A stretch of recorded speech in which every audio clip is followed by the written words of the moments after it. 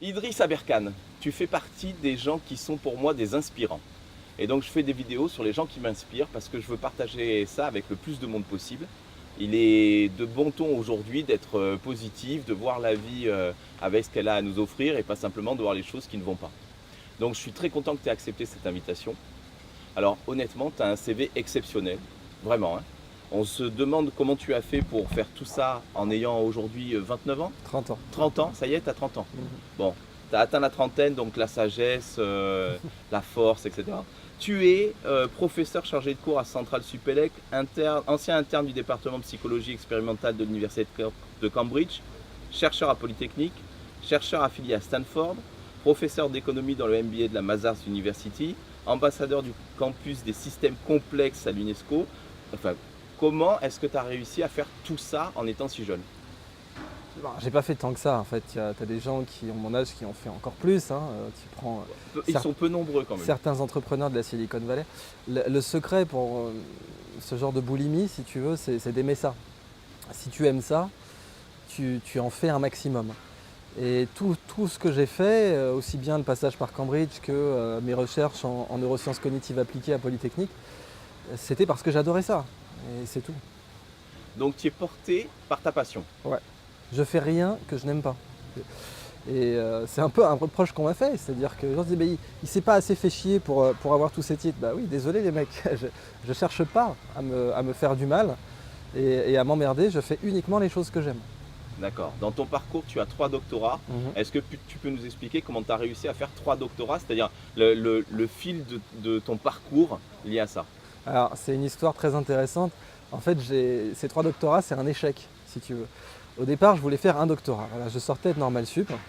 Je voulais faire mon doctorat en neurosciences. Tu voulais être normal au début. Ouais, exactement, je D'accord. voulais être normal. Et puis, si tu veux, le problème qu'il y a, c'est que la plupart des doctorants ne choisissent pas leur sujet. Ils choisissent un sujet parmi les sujets existants, mais ils n'écrivent pas leur sujet de A à Z. Bon. Moi, je voulais écrire mon sujet de A à Z. Je ne transigeais pas. Résultat, bien sûr, je n'ai pas eu de bourse. Parce que la majorité, malheureusement, des doctorants aujourd'hui sont des laborantins de luxe. On leur fait faire du travail de labo avant de les laisser exprimer leur passion. Moi, j'étais absolument contre ce système-là. J'ai dit, je ferai uniquement le doctorat que je veux écrire. Bon, j'ai pas la bourse. Il me fallait de l'argent, donc je rentre à l'armée. Je fais une formation d'officier de marine, que j'ai beaucoup aimé d'ailleurs. Et j'aime tellement ça finalement que j'enchaîne sur un doctorat de géopolitique, que j'adore. Alors je travaille sur les sciences de la paix, sur la géopolitique de la connaissance. Ensuite, dans la foulée de ce doctorat, je fais un doctorat de littérature comparée. J'étais amoureux d'une nana, voilà, on fait des conneries. Et Alors, c'est une autre forme de passion. voilà, Ouais. complètement. C'était un doctorat sur les influences soufis dans la littérature occidentale. Et donc j'y ai mis les grandes découvertes de ce doctorat, c'était que les influences soufis dans la littérature occidentale sont beaucoup plus grandes qu'on le croit. Ouais. Par exemple, T.S. Eliot, prix Nobel de littérature en 1947, a été décisivement influencé par les soufis. Il avait lu Omar Khayyam, il avait lu Fridtjof Schion, etc. Et c'est très intéressant parce que sur fond de clash des civilisations, tout le sujet de mon doctorat, c'était de dire le clash des civilisations n'existe pas. Ce que vous appelez une civilisation occidentale et orientale irréconciliable, dans les arts et dans les lettres, elles sont totalement réconciliées. Edgar Poe, par exemple, a écrit 3 poèmes influencés directement par le Coran. Tu as Al-A'raf d'Edgar Poe, grand poème qui porte le nom direct de la 7e sourate du Coran et qui a inspiré Baudelaire pour le voyage. Donc, bon, voilà, ça c'était le sujet de cette thèse. Et puis ensuite, finalement, j'ai eu la bourse que je voulais, j'ai eu le financement que je voulais, d'ailleurs grâce à Marseille, figure-toi, puisque c'est grâce à Samuel Tronçon du groupe Résurgence, juste à côté d'ici, que j'ai eu ma bourse CIFRE pour faire ma thèse à Polytechnique, qui était sur la neuroergonomie logicielle. Comment faire des logiciels plus ergonomiques pour le cerveau. D'accord. Et ça, c'était un projet que j'ai porté depuis Stanford en 2007, que j'ai lentement fait évoluer, qui a été extrêmement approfondi et qui va donner lieu à un logiciel que je sors dans 3 mois. Qu'est-ce qui t'intéresse autant dans le cerveau? Le cerveau, on ne mesure pas assez que toute l'activité humaine repose sur lui, hein. Les décisions de Jules César, les votes des députés, les œuvres de Léonard, tout ce que l'humain fait, ça repose sur le cerveau. Donc, comprendre le cerveau au travail, et c'est le sujet de la neuroergonomie, c'est comprendre toute l'humanité, depuis l'Antiquité jusqu'à nos jours. Et en particulier, plus on étudie la neuroergonomie, plus on se rend compte que nos systèmes, en particulier nos logiciels, notre école, nos méthodes de transmission de connaissances en général, ne sont pas ergonomiques. on pourrait faire mieux. On pourrait faire beaucoup mieux, on pourrait transmettre les savoirs beaucoup plus vite. On pourrait à la fois apprendre et retenir plus vite. Et c'est ça qui me fascine dans les neurosciences appliquées et dans la neuroergonomie. Alors tu dis que par exemple le vote des débutés est lié au cerveau. Je suis pas toujours sûr de ça. Ça peut être aussi lié à leur tripes, à leur cœur, à l'émotion qu'ils peuvent véhiculer. Ça reste, oui, bien sûr, mais tout ça, c'est ce qu'on appelle les tripes. En fait, c'est le cerveau, hein, concrètement. Ouais. Et donc, après, bon, pour être rigoureux, il faut dire système nerveux. Comme ça, tu prends le système nerveux central et périphérique en même temps. Mais bon, toute décision politique a été prise par un cerveau, hein, même si ça paraît parfois dur à croire. Et donc, on a, oui, une sorte de clé de lecture. Il y a cette fameuse légende qui vraisemblablement remonte à l'Égypte antique, mais qui était connue des soufis au XIIe siècle, où Attar disait que si on a une fossette sur la bouche, c'est parce que quand nous naissons avec la connaissance absolue de notre cerveau. On sait tout du cerveau. Mais qu'un ange arrive pour poser son doigt sur notre bouche pour taire tous ses secrets. Et que c'est pour ça que l'on a cette fossette, parce que c'est l'empreinte du doigt sur la lèvre. Magnifique. Tu t'appelles Idriss, est-ce que tu sais pourquoi? Et oui, je sais pourquoi. Mon père était un fan d'Idriss Shah, qui était un maître soufi du XXe siècle. Il a été le mentor de Doris Lessing, prix Nobel de littérature, et qui a été également un des mentors de Ahmad Shah Massoud, le commandant Massoud en Afghanistan. Et Idriss Shah a été une influence majeure dans pas mal de mes travaux, et notamment dans le prochain livre que je sors, Libérez votre cerveau. Il avait fait une émission sur la BBC dans les années 60 que j'aimais beaucoup, qui s'appelait Dreamwalkers, où il disait en gros, l'homme est endormi, doit-il mourir avant de se réveiller? Et c'est un peu le sentiment que j'ai parfois, l'homme est endormi, doit-il mourir avant de se réveiller? Alors, il s'avère que c'est une parole de Mahomet en fait, hein, mais ce thème en psychologie contemporaine il est très intéressant parce que on est tous plus ou moins des machines, on est conditionnés. Par exemple, Shah disait, oui le mot choix c'est très bien, mais il n'a aucun sens ce mot quand les gens choisissent ce qu'ils ont été conditionnés à choisir. Quand les gens choisissent ce qu'on leur a dit de choisir. Donc ils ont l'illusion d'avoir le choix alors qu'en fait, à quasiment aucun moment, ils n'ont fait usage de leur libre arbitre. Tu cites le Coran, tu parles de soufisme. Quelle place a la religion dans ta vie? Le mot religion, normalement, ça veut dire relier. Hein. Ça veut dire religere, c'est le latin, et ça veut dire relier les gens. Donc toute religion qui divise n'est pas une religion déjà, pour commencer. C'est-à-dire que tout truc qui dit il y a nous, il y a eux, c'est pas de la vraie religion. Ça c'est de la politique, La religion, elle a souvent d'ailleurs été un instrument, si tu veux, de recrutement politique, on le voit encore aujourd'hui. Mais pour moi, le vrai sens de la religion, c'est ça, c'est relier les humains entre eux, la fraternité, et relier les humains à un sens. À un sens. Y a-t-il une vie après la mort? Pourquoi sommes-nous là? Quelle est notre place dans l'univers, etc. Et ce sens-là, il manque aujourd'hui. Le maître soufi que je connais bien, c'est Khaled Ben Tounès. Il m'a dit une chose une fois sur les Égyptiens. Il m'a dit leur civilisation, elle a duré aussi longtemps parce qu'ils ont pris le temps de construire l'intérieur avant l'extérieur. Et quand tu prends la civilisation européenne actuelle, alors pas la civilisation, mais l'Union européenne, tu vois que l'Union européenne est totalement en train de s'effondrer sur elle-même et qu'elle ne convainc plus personne et que la jeunesse n'y trouve plus aucun intérêt aujourd'hui, tu te rends compte qu'en fait, elle n'a pas du tout construit son intérieur avant son extérieur. Quand tu visites les quartiers européens à Bruxelles, tu as l'impression de voir une agence de la BNP Paribas. C'est une agence bancaire. Il n'y a pas un sens, il n'y a pas une raison d'être. Ouais. Une raison d'être. Le vrai terme, c'est une raison d'être. Ouais. Tu rêvais de devenir quoi quand tu étais petit? Alors j'ai hésité entre plein de trucs. Paléontologue, ça m'avait toujours, à l'époque de Jurassic Park, hein, ça m'avait toujours branché. Mais en fait, c'est biologiste, ça a toujours été biologiste. C'est pour ça que j'ai fait des études de biologie. Les travaux de Francisco Varela sur l'auto-organisation, les systèmes complexes, la théorie du chaos, ça m'a toujours branché, quoi. Donc dès le début, c'était ça qui m'intéressait. Ouais. Est-ce qu'il y a des gens qui t'ont particulièrement marqué? Ah ouais. Et quels sont les gens que tu aimerais rencontrer? Alors Idriss Shah, j'aurais aimé le rencontrer bien sûr. Ouais. Francisco Varela aussi, alors il est mort en 2001, donc j'ai jamais eu l'occasion de le rencontrer. Par contre, mon directeur de thèse à Polytechnique a été un de ses meilleurs amis et traducteur, Paul Bourgine. Donc c'est même pour ça que j'ai pu faire cette thèse, parce qu'on était varéliens tous les deux, entre guillemets. Francisco Varela, c'est un génie absolu qui est passé à deux doigts de donner une définition mathématique de la vie. C'est-à-dire que le type, il était à deux doigts de dire soit un vivant d'ordre n, quoi. Donner une définition mathématique du vivant. Et de considérer, voilà, un système vivant, on aurait pu le définir comme un système dynamique, en théorie des systèmes dynamiques en maths. Et ça aurait fait de la biologie une branche des maths, ça aurait été brillantissime. Et il est mort trop tôt, malheureusement, sans avoir pu finaliser ses travaux.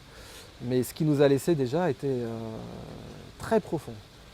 Comment tu expliques qu'un homme comme Varela est connu peut-être par quelques milliers de personnes?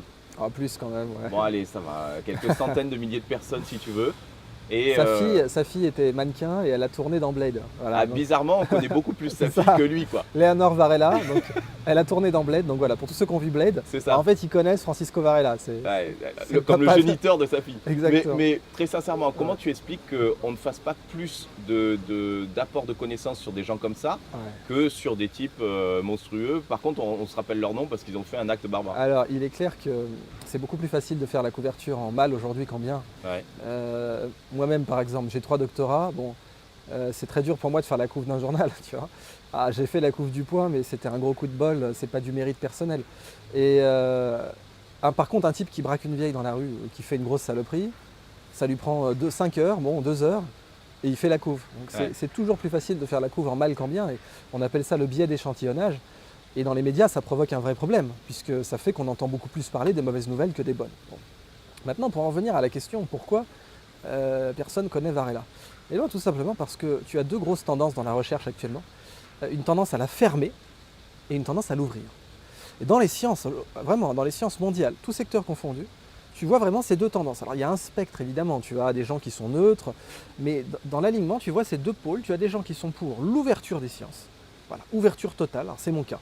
Moi, ouverture totale. Je veux que toutes les publications scientifiques soient accessibles à tout le monde, qu'elles soient gratuites, qu'elles soient compréhensibles à tout le monde, qu'elles soient critiquables par tout le monde. Voilà. Pour moi, science ouverte. C'est le seul avenir de la science aujourd'hui, c'est la science ouverte. C'est mon opinion. Et je suis, totalement investi dans cette opinion. Pour moi, c'est un devoir absolu d'ouvrir la science.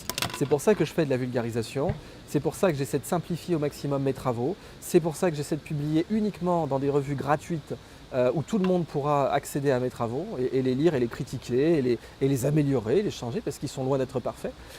Et voilà, bon, il y a des gens qui font comme moi, puis il y a des gens qui veulent tout fermer. Il y a des gens pour qui la vulgarisation c'est mal, il y a des gens pour qui il faut absolument publier dans des revues payantes, complexes, il y a des gens qui pensent même que plus c'est chiant, plus c'est rigoureux. J'ai entendu des gens dire ça en congrès. Et bon, si tu veux, ça relève du fait qu'aujourd'hui, sur le plan sociologique, une partie des sciences est en train de remplacer le clergé. Et on voit les clashs que l'on a régulièrement entre les tenants de certaines religions et puis les scientifiques qui en fait essaient de se battre sur un certain terrain que la science ne devrait pas débattre normalement. Une grande physicienne récemment a dit la science ne devrait pas s'occuper de métaphysique, laissez tranquille. Un scientifique a le droit de croire ou de ne pas croire en Dieu. Tu prends la théorie du Big Bang, il ne faut pas oublier qu'elle a été développée par un abbé, l'abbé Lemaître. C'est très intéressant d'ailleurs parce qu'aux États-Unis, il y a une branche d'ultra-fondamentalistes, soi-disant conservateurs chrétiens, qui dit que la théorie du Big Bang n'est pas une théorie chrétienne. Et ils ont écrit une encyclopédie là-dessus qui s'appelle Conservapédia, pour dire que c'est une théorie limite satanique. Et puis quand ils ont vu que le créateur de la théorie du Big Bang était un abbé, tu voyais toute une dissonance cognitive. Les mecs étaient là, mon Dieu, qu'est-ce qui se passe? Ma réalité s'effondre, etc. Bon. Je pense que les scientifiques ne devraient jamais essayer de former un clergé. Malheureusement, tu vois le petit chapeau carré universitaire. En fait, vraisemblablement, historiquement, il viendrait de la birette ecclésiastique, tu sais, le chapeau de Don Camillo. Le chapeau de Don Camillo serait l'origine de ce chapeau universitaire carré. Voilà. Alors, pas de Don Camillo, bien sûr, ça traite du XIIe ou du XIe siècle, mais c'est dommage. Je veux dire, le monde académique et le monde scientifique n'a pas à former un clergé, il n'a pas à être fermé, il n'a pas à être élitiste. La science doit être ouverte à tous, compréhensible à tous, et c'est pourquoi je me bats. D'accord. Ton plus gros succès ou ta plus grosse erreur, c'est quoi? Alors, je préfère plutôt parler des conneries en général, parce que c'est quand même les conneries qui nous apprennent le plus. Écoute, si je te disais le logiciel que je vais sortir, qui s'appelle Créage, le nombre d'échecs que j'ai pris, ce logiciel, je l'ai pensé en 2007, à Stanford, dans une série de conférences que j'ai faites sur les mondes virtuels. Ensuite, j'ai essayé de le programmer, d'abord moi, puis ensuite avec d'autres personnes. Et je me suis pris, mais branlé sur branlé, c'est épique, pendant 7 ans. Alors, j'ai jamais lâché l'affaire, mais je me suis pris un nombre d'échecs. Je crois que c'est la plus longue série d'échecs que j'ai jamais prise. C'est ce logiciel. D'accord. Et à chaque fois que je me vautrais, en fait, Alors parfois, il y a un type, par exemple, je lui avais confié le développement, il est parti avec le chèque, il n'a jamais rien livré. Tu vois. Bon. Il y a une boîte à qui j'avais confié le développement, elle fait faillite en race campagne. Puis d'affilée, hein, ça c'était... voilà. J'ai des élèves de Centrale à qui j'ai confié le développement, ils se barrent avec le code, tranquille. Et puis voilà, bon, à chaque fois que je me vautrais, je me rappelais Churchill qui disait on se rendra jamais. Voilà. On se rendra jamais. Comme disait Michael Jordan, pour un peu faire éclectique, hein, Churchill, Michael Jordan, même combat. Le succès, c'est juste un échec de plus. Ouais, t'as Churchill qui disait aussi, si vous traversez l'enfer, continuez d'avancer. Eh oui, faut pas s'arrêter, ça c'est clair. D'accord. Les conseils que tu donnerais aux jeunes aujourd'hui qui démarrent pour monter leur boîte ou pour vivre leur passion, c'est quoi? Fais ce que t'aimes, fais ce que t'aimes. T'aimes. Ouais, c'est un conseil de Steve Jobs, ça. Ouais. Que je vais d'ailleurs présenter dans ma formation APM aujourd'hui. Ouais. Steve Jobs disait clairement, bon, si tu es passionné, rationnellement, si tu aimes ce que tu fais, tu vas avoir une capacité de tarte dans la gueule supérieure à tous les autres. C'est-à-dire parce que tu aimes ce que tu fais, tu vas pouvoir prendre des coups. Et ouais, et tu vas en prendre plus que les autres. Par exemple, prends le cas des fondateurs d'Airbnb. Oui. C'est mon cas préféré. Les types, ils arrivent. Bon, ils sont designers à San Francisco, ville de congrès. La ville est saturée, il n'y a pas une chambre d'hôtel 8 ou 9 fois par an. Et eux se disent, bon, on va sous-louer notre living room, quoi, dans l'appartement qu'on loue. Et on va sous-louer un matelas pneumatique, un airbed. C'est pour ça que ça s'appelle Airbed and Breakfast au départ. Ils disent, voilà, vu que le airbed, c'est le degré zéro du confort, bah, on n'est pas des bêtes, on va aussi partager les œufs et le bacon. Et donc, ils se disent Airbed and Breakfast. Alors, ça marche entre potes. Mais rapidement, quand ils veulent lever des fonds, c'est mort. C'est-à-dire, on a une super idée, les inconnus vont venir vivre chez vous. Bon, l'investisseur, chez lui, c'est un penthouse au dernier étage avec une clé séparée pour l'ascenseur, il voit mal la lâcher à un inconnu. Donc, ça ne marche pas. Et ils n'ont aucune crédibilité. Ils racontent même, une fois, ils sont au petit-déj avec un investisseur, ils se barrent, le verre de smoothie à moitié vide, ils se cassent, en plein milieu, sans rien dire. Les types diront, mais on croyait qu'il était allé mettre de l'argent dans le Parc Med, c'est pas possible, tu vois. Et puis finalement, ils vont s'endetter en prenant des cartes de crédit et ils vont se retrouver à 2 doigts de la faillite. Ils disent, bon, on va faire la dernière campagne de pub, on va faire des produits dérivés. Alors, produits dérivés de Airbed and Breakfast, on pourrait faire des airbeds, mais on n'a pas les moyens de faire des matelas pneumatiques. Alors, on va partir sur le breakfast. Et donc, ils font des boîtes de céréales. Des boîtes de céréales avec la tronche de Barack Obama et la tronche de John McCain. On est en pleine campagne de 2008. Et ces boîtes de céréales, ils les vendent $40 pièce. Ça va cher le céréal. Alors, sans mauvais jeu de mots sur la boîte, ça va cartonner. Il va s'en vendre des tonnes. Et en fait, ils vont faire, je ne sais plus, dans les 32 000, quoi. Au moins 800, ils vont vendre. Et donc, ça ne va pas rembourser leur dette, mais ça va leur redonner confiance en eux. Alors, ils vont revoir les investisseurs. On a une super idée, les inconnus vont venir vivre chez vous. Bah, écoutez les mecs, si vous n'avez pas d'autres arguments à faire valoir, la porte c'est par là. Ouais, on a d'autres arguments, on a fait des boîtes de céréales. C'est quoi? Ouais, regardez, quoi, c'est vous ça? Mais attendez, j'en ai entendu parler dans le San Francisco Chronicle. Vous en avez vendu combien déjà? 800 monsieur. Ah 800, brave petit, t'as fait $1000, c'est ça? Ah non, 32 000. Que quoi? Vous les avez vendus $40 pièce, ça? Mais oui, regardez les bons de commande, regardez les reçus fiscaux. Alors l'investisseur... Tu deviens crédible. Ah mais il reste là, une bonne minute devant la boîte. Ouais. Il la pose et il leur prononce cette phrase historique. Écoutez les gars, votre projet, j'y crois pas du tout. Par contre, si vous me dites que vous êtes capable de vendre $40 des boîtes qu'en valent 50, mais évidemment que j'investis. Et les fondateurs diront, dans la vie, il faut savoir être un céréal entrepreneur. Joli. Parce que tu es un céréal entrepreneur quand tu es prêt à imprimer des putains de boîtes de céréales pour financer ton projet. Et c'est ça l'amour. Des mecs qui voulaient faire de la location en peer-to-peer, mais il y en avait plein. Il y en avait plein. Il y avait des majors d'Harvard, des types qui avaient des bonnes notes. Mais le major d'Harvard, lui, il est là pour faire la culbute, court terme. S'il voit que ça ne marche pas au bout de 6 mois, il y a Google ou il y a Facebook qui lui offre un poste, il ne va pas s'emmerder. Il sera payé $350 000 par an. Il ne va pas aller comme ça vivoter pendant des années. Ce qui fait que Bill Gates a réussi, c'est qu'il est resté 7 ans. Steve Jobs, ce qui fait qu'il a réussi, c'est qu'il a vivoté dans un garage. Pareil pour les Google Boys.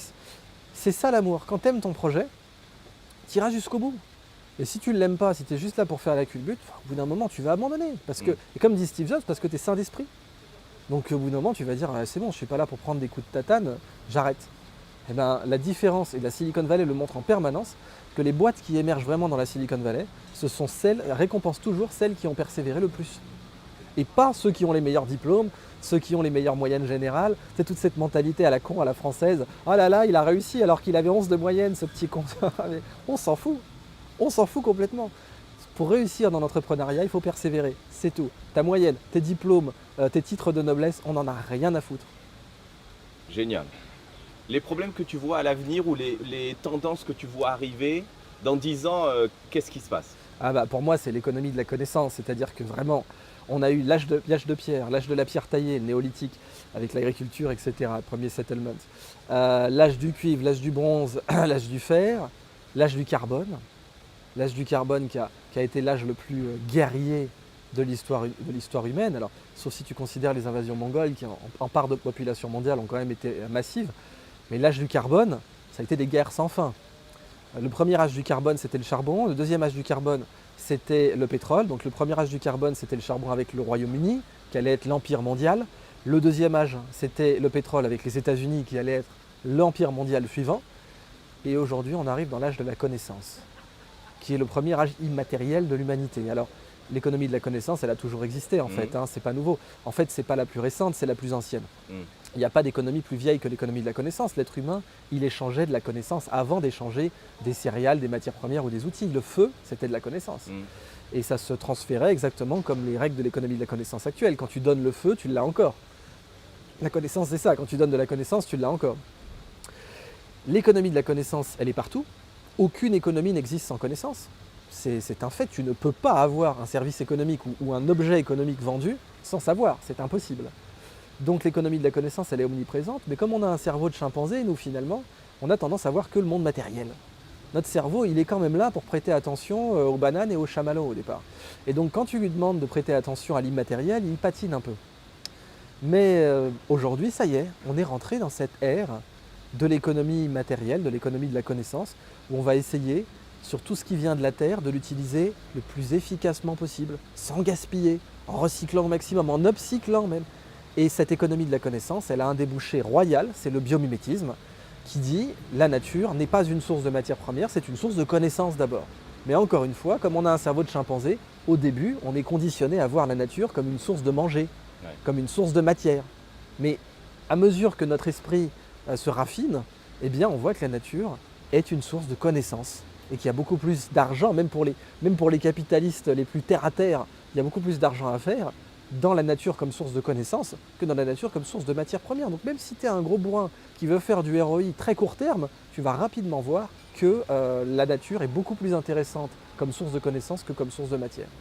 Ça veut dire que les gens qui vont être les plus importants dans l'avenir, ça va être ceux qui vont être capables de traduire cette biodiversité. Eh oui, les gens qui vont être les plus importants à l'avenir, mais moi ce que je veux, c'est que ce soit tout le monde. Je ne veux pas qu'il y ait une élite hiérophantique. Et c'est ce que tu vois quand je vulgarise le biomimétisme, et tu as des mecs qui deviennent verts, c'est magnifique.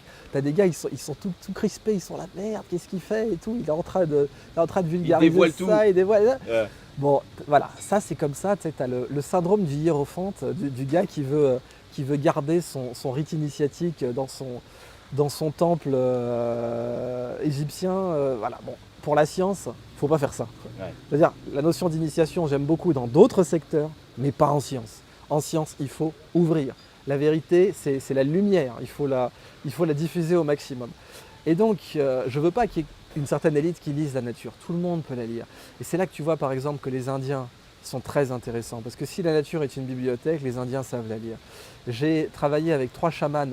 J'ai eu l'honneur de faire une conf avec eux, 3 chamans de l'Acre, grâce à la quinzaine amazonienne et à l'association Cœur de Forêt à Kiri. Et ils m'ont parlé de la connaissance de la pharmacopée traditionnelle qu'ils avaient, de la connaissance de l'ayahuasca, bien sûr, qui est utilisée pour guérir les troubles bipolaires aujourd'hui. On a des études de cas sur le trouble bipolaire. Et aujourd'hui, les essais cliniques sont prévus, je crois, pour dans 5 ans, peut-être même plus court.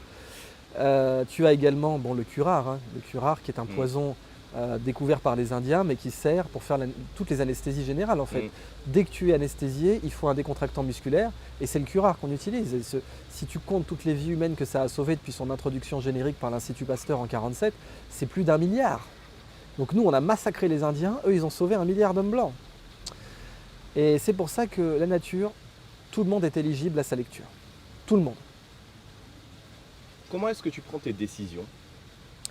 La passion, vraiment. C'est-à-dire que si ça me fait chier, je ne le fais pas. Si je sens, ce que tu disais tout à l'heure, le sentiment des tripes, il y a des systèmes qui me hérissent le poil, que je ne peux pas cautionner, je ne les cautionne pas. Et je connais beaucoup de gens qui sont sous cacheton, qui ont fait toute leur carrière en cautionnant ces systèmes, qui veulent pas revenir en arrière. Et je leur dis, mais écoute, tu te rends pas compte que tu es malheureux parce que tu suis un système qui n'est pas bon pour toi. Et qui n'est pas bon pour tous les humains qui y rentrent, qui est une sorte de grande broyeuse. Alors, j'ai des systèmes bien précis en tête, mais pour éviter la polémique, je me garderai de les citer. Et je pense que ceux qui suivent un peu mon actualité sauront les retrouver de toute façon. Et ceux qui lisent mon livre aussi sauront les retrouver, ces systèmes-là.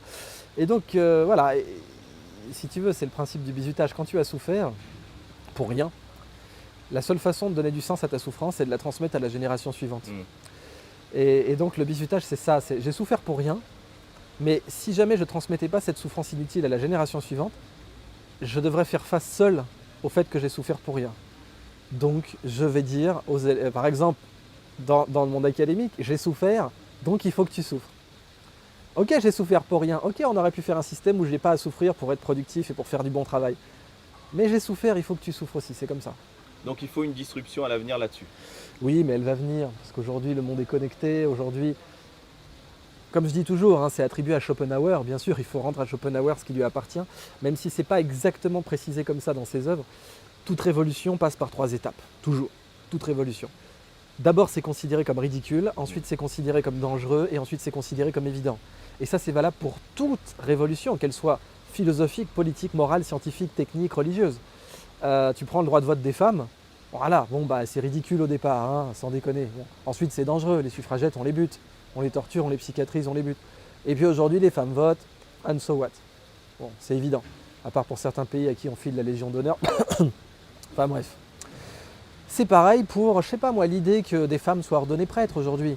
Le pape François y est tout à fait favorable, mais tu sens bien qu'il y a de la crispation. Bon, pourtant d'un point de vue totalement... on en est au dangereux là. On en est tout à fait, on en est au dangereux. Ouais. Mais le pape en personne a dit, les gars, le dogme de l'Église confirme que le potentiel spirituel d'une femme est égal à celui d'un homme. Point. Allez pas chercher, voilà, c'est tout. Et on a canonisé des femmes, donc venez pas me dire que, bon, alors à partir de ce moment-là, pourquoi ne pas les ordonner prêtres? Bon. Mais ça, donc, c'est religieux, mais tu aurais pu prendre n'importe quel autre. Le Big Bang, c'était un nom moqueur au départ. Big Bang, l'abbé Lemaître, il avait appelé ça la singularité initiale. Enfin, l'atome primordial. La singularité initiale, c'est le terme actuel, mais lui, au départ, c'était l'atome primordial. Parce que l'abbé Lemaître, il voulait, c'était métaphysique, il voulait que l'univers soit créé à partir d'un point. C'était un peu à la Einstein, il est parti de son idée psychorigide et il a essayé de développer les équations à partir de cette idée folle. Et il a vu que les équations étaient d'une merveille d'élégance, il s'est dit... Mais les gens ont dit c'est tellement bidon, ça s'appelle le Big Bang, tu vois, donc ça prouve que ça a été ridicule. Et aujourd'hui, bon, on est plutôt sur l'évident. Bon. Ouais. Donc c'est comme ça, sauf qu'aujourd'hui, le passage de ridicule à évident, il est plus rapide. Il est plus rapide. Et les rétrogrades, les gars qui restent bloqués sur l'incapacité à changer de paradigme, ils sont... minoritaire et totalement pas crédible. C'est-à-dire que quand tu les vois argumenter, les types, c'est affligeant. C'est l'austérité argumentative la plus totale. Donc l'avantage qu'on a aujourd'hui, c'est que les révolutions sont plus rapides. Parce que le monde est connecté, parce qu'on est rentré dans l'âge de la connaissance. Si tu étais un proverbe ou une citation, tu serais quoi? Ah, alors là tu me prends au débeauté, il y en a tellement. Ça serait, en ce moment, hein, ça serait ce vers de Richard Francis Burton, « Fais de ta pensée un empire ». Richard Francis Burton, polymathe, britannique, soufi, il était un peu à la Cyrano de Bergerac, il suivait une voie soufie très particulière, qui est proche de ce qu'on appelle aujourd'hui les Malamati, la voie du blâme, et il disait comme Cyrano de Bergerac, « J'aime qu'on me haïsse ». C'est-à-dire qu'il aimait choquer ses pairs et ses contemporains, il aimait leur rentrer dans le buffet pour les ramener à leur pusillanimité au final, parce que le vrai mal de ce monde, c'est la pusillanimité. Il n'y a rien de pire pour ce monde qu'un pusillanime. Mais un pusillanime qui est coincé dans son bureau, qui est coincé dans son domaine, qui est coincé dans son esprit étriqué, lui c'est un danger absolu. Et c'est pour ça que j'aime cette citation de Burton, donc qui parlait 27 langues, qui était grand maître des... Je crois 29, ou 27 ou 29. Si tu comptes les dialectes ou pas, quoi, genre le napolitain, etc. Et qui était grand maître d'hypnose, d'escrime, cartographe, espion, Le seul diplomate. non-musulman qui a été à la Mecque aussi. Au début, oui, le premier non-musulman à aller à la Mecque. Alors, il Ouais. était musulman en fait, mais pas dans le sens effectivement des bourrins qui à Ouais. l'époque géraient les lieux saints. Mais donc fais de ta pensée un empire. Magnifique. C'est pour moi, en fait c'est tiré de son poème La Cassida, qui pour moi est le plus grand poème victorien, de très loin, qui est à mi-chemin entre le Testament de Villon, enfin le Voyage de Baudelaire et la Divine Comédie de Dante. Et il y a d'autres citations merveilleuses hein, dans ce, qui dit par exemple n'attends d'applaudissements que de toi-même. N'attends d'applaudissements que de toi-même. Ça, je l'ai vraiment fait. Ton leitmotiv. Ouais. Alors, maintenant aussi que tu me donnes des citations, c'est vrai que tu m'as pas demandé, est-ce que tu m'as demandé ma devise par exemple? Parce que j'ai une devise aussi. Vas-y, c'est quoi ta devise? Alors, ma devise en fait, elle est inscrite sur ma bague. Et donc c'est ma bague personnelle avec Ouais. mon blason quoi. Ouais. Et c'est « mais pas leurs rêves ». Parce qu'un maître soufi au Sénégal m'a dit un jour « on peut tuer les rêveurs mais pas leurs rêves ». Alors j'en ai fait ma devise, donc elle est sur ma bague. C'est magnifique. Un animal, si tu étais un animal, tu serais quoi? Alors en horoscope chinois, je suis tigre. Ça te va bien. Et ouais, je fonce dans le tas en général. Je fonce dans le tas, je me fais tirer dessus par des chasseurs plus ou moins crédibles à la Elmer Food. Et je crois que j'aime ça. Un objet? Un objet. Alors, quand j'étais gamin, il y avait eu cette question. J'étais en CE1 et j'avais dit un micro. Déjà, Ouais, à l'époque. j'avais dit un micro. J'étais en D'accord. CE1, j'avais dit un micro. Ouais. Une Donc, chanson? Syracuse. D'accord. Ouais, Syracuse. Ouais. Un film? Il était une fois la Révolution. J'adore cette notion de révolution. hein. Il était une fois la Révolution. Tellement bon ce film. Ouais. Le livre préféré que tu emmènerais sur une île? La Cassida de Richard Francis Burton. Donc très bien. Et un pays ou un lieu? Un pays ou un lieu, ça c'est ou Malte ou La Réunion ou Taïwan, mais des îles à chaque fois, tu vois. Ouais. Les îles, ça. D'ailleurs, voilà, un autre élément que tu vois sur ma bague, c'est une île volcanique. D'accord. Et c'est le volcan de l'Épistémée, Jean-Louis Lemoyne, etc. Et ouais, l'île volcanique, ça m'a toujours inspiré. Une dernière question. Qu'est-ce que tu aimerais mettre sur ton épitaphe? Ça. Alors là, tu poses vraiment les questions. Tu poses vraiment les questions les plus adaptées. L'épitaphe d'Idriss Shah, c'est ne regarde pas mon apparence, mais prends ce qu'il y a dans ma main. J'ai trouvé que c'était une épitaphe absolument grandiose. L'épitaphe de David Hilbert, grand mathématicien au XXe siècle, c'était « Nous devons savoir, nous saurons ». Wir müssen wissen, wir werden wissen. La mienne, je ne sais pas encore, mais je t'avoue que je me pose cette question. Hein. Je me la pose assez souvent. Ce serait probablement la citation de Burton n'attends d'applaudissements que de toi-même. Ça serait si je devais mourir là dans les 4 heures. Non, on ne te le souhaite pas. Hein, Ouais, mais pas, si ça, si ça devait arriver, ça serait. Je demanderais à ce que ce soit celle-là. Ouais. D'accord. N'attends d'applaudissements que de toi-même. Et imaginons que tu vives jusqu'à 140 ans. Tu es le doyen de l'humanité. Tu es sur ton lit, tu es sur un fauteuil sous un arbre magnifique. Ouais. Là, tu vas parler à l'humanité parce qu'elle est toute connectée. Ouais. D'accord? Qu'est-ce que tu lui dis, toi, à 140 ans, à cette humanité? Je lui dis clairement que la guerre est une arnaque. Que la guerre est une arnaque, que l'être humain fait preuve d'une irrationalité la plus totale quand il part en guerre. Et qu'il viendra un jour où la guerre appartiendra au musée, quoi. Où les guerres n'existeront plus, parce que l'être humain aura trouvé un moyen de canaliser son ingéniosité vers d'autres projets que 17 millions de morts dans le cas de la Première Guerre mondiale, par exemple. Tu vois, qui a servi à rien, la Première Guerre mondiale. C'est exceptionnel. J'en parle dans un TEDx que j'ai fait. En gros, si un VRP devait te vendre la Première Guerre mondiale, il arriverait et dit « j'ai un projet, ça coûte 17 millions de morts, tu signes ?» Si on avait été un peu rationnel, on aurait dit « mais j'ai quoi en échange ?» Parce que bon, 17 millions de morts, je peux quand même demander des trucs. Voilà, il faut quand même une petite bricole, quoi. Ouais. Donc, comment ça se passe? J'ai un sneakers, j'ai l'abolition de la faim dans le monde, de la malaria, de l'illettrisme. Non, tu prends juste un abonnement pour une deuxième derrière. Tu signes ou pas? Et le pire, c'est que la première a amené la deuxième, qui a amené la guerre froide, donc le Vietnam, donc tout ce que tu veux. putain, si on avait été un peu moins con, désolé d'être vulgaire, mais comme disait Patton, il faut de la vulgarité éloquente. Puis après tout, 17 millions de morts, c'est tellement plus vulgaire que de dire putain con au départ. Ouais. Donc je pense que c'est ça que je dirais. Et je crois que, si tu veux, les civilisations traditionnelles, leur source de sens, c'était là-haut. Alors, c'était là-haut, soit d'un point de vue spirituel, soit d'un point de vue scientifique. L'astronomie. Le calendrier des Mayas, beaucoup plus précis, le calendrier des Aztèques, beaucoup plus précis que le nôtre. Bagdad, Bagdad, donc la ville ronde du 9e siècle, Madinat as-Salam, la ville de la paix, qui était beaucoup plus riche que Bagdad à l'époque du pétrole. Et c'est là que tu vois le dilemme de l'humanité, que tu retrouves bien dans l'arbre de la connaissance, l'Yggdrasil, l'arbre du monde des Norvégiens, ou l'arbre du monde d'Ibn Arabi, Ash-Shajarat al-Kawn. C'est la dualité entre les racines et les feuilles. C'est-à-dire que Bagdad, au 9e siècle, elle était sur un puits de pétrole, mais elle ne le savait pas. Mais son vrai puits, c'était le ciel, c'était la connaissance, c'était l'astronomie. Et Bagdad était donc la capitale mondiale des mathématiques. C'est de là que viennent les fameux chiffres arabes, qui sont en fait les chiffres indiens, mais qui sont venus par Bagdad. Et Bagdad était la capitale mondiale des maths. Et les maths, elle les puisait dans le ciel. L'observation céleste, les problématiques de trigonométrie, etc. Ouais. Puis ensuite l'algèbre. Donc son puits, c'était le ciel. Ben, les civilisations dont le puits a été le ciel, elles ont toutes été brillantes. Le Machu Picchu, Santorin, l'Égypte, Pergame, Babylone, Bagdad, la Chine de Xi'an, la civilisation de l'Indus, les natifs d'Australie.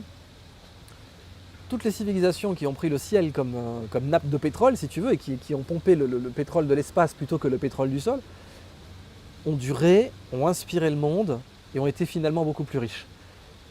C'est ça que je dirais si j'avais 140 ans, c'est ce puits de pétrole là-haut. Bon, il n'est pas infini à notre connaissance, ça dépend ce qu'on voit comme infini, c'est-à-dire bon, matériellement il n'est pas infini, mais en termes de connaissance, il est très certainement infini. Et la connaissance en général est infinie, c'est dire, la connaissance mathématique est infinie, mais la connaissance de l'univers, peut-être même qu'elle aussi serait infinie. Et donc c'est là qu'il faut puiser, quoi. Et j'espère que de toute façon que dans 140 ans, on aura fait la paix sur Terre et qu'on aura colonisé Mars. Excellent. Et donc ils s'inspireront du ciel. Merci beaucoup d'être notre inspirant aujourd'hui et c'est vraiment un plaisir de t'interviewer. Tu reviens quand tu veux. Merci à toi, bro. À toutes.